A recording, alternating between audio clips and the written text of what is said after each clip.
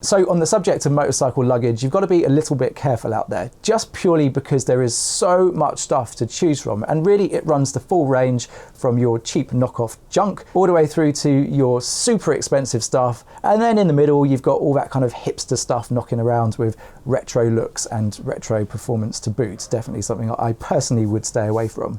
So over the years, I've tried a whole different range of stuff, different brands, different systems. And in time, I've settled on my favorite brand, and that company is Kriega.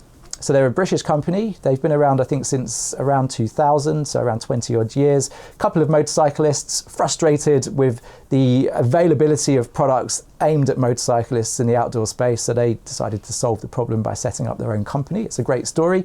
Everything's designed in England, and they have a fantastic range of different products aimed at motorcyclists. And just by looking at the kind of stuff they sell, you can really see that they come at it with a biker's hat on. They understand our wants and needs, and they've got a really great design ethos that really puts functionality first over style and things like that. But stuff looks good as well. So I've actually settled on the Drypack system. It's called the US-Drypack System, and each bag has a number that reflects its size capacity. So you have everything ranging from a 5, which is a 5 litre, all the way up to 10s, 20s, 30s. But the thing I really love about this system is that it's completely modular. So for example, on a day trip, I'll use something like the 5 litre bag, which, as you can see, just goes straight onto the back of the Royal Enfield really easy.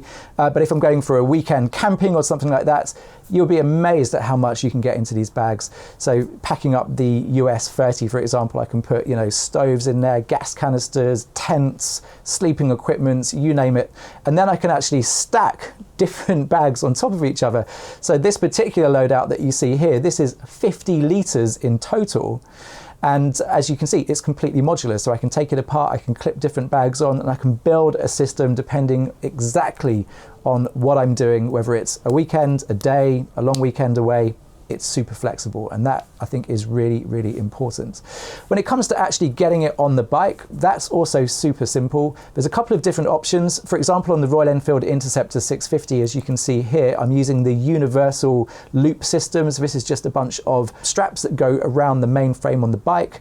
You can pretty much set them up however you want, but they stay kind of semi-permanently installed on the bike. So when it comes to clipping the bags in, you just hook up that aircraft grade aluminium strap into the loops that are on the bike, and away you go.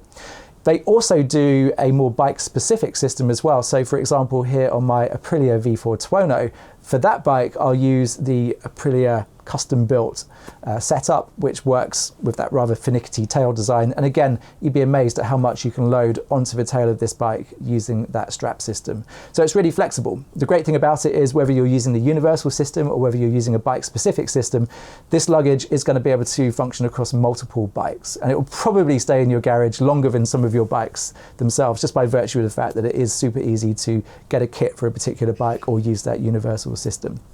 So I really like that flexibility, the ability to be able to tailor the bag depending on what you're doing to get a really nice packed design. For example, this, if you can see this, that's like a typical bag that I'll take on just a typical ride. So it's got camera equipment, a couple of tools, you can get a drink in there, your wallet, sunglasses, whatever you want.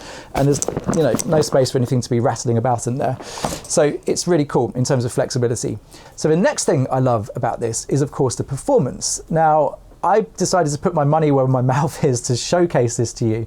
And rather than just sitting here and telling you how great it is, I put around £6,000 worth of equipment inside my US 20, rolled it up and stuck it in the shower for a few minutes, just to show you guys that I have total faith in the fact that this bag is so well built and it is incredibly waterproof. One of the best things about this system is you don't need to put a stupid rain hat on your bag, like a nylon shower cap type thing, to actually make it waterproof. Absolutely ridiculous. Never buy a system that relies on you having to do that. Get something that's properly waterproof like these are.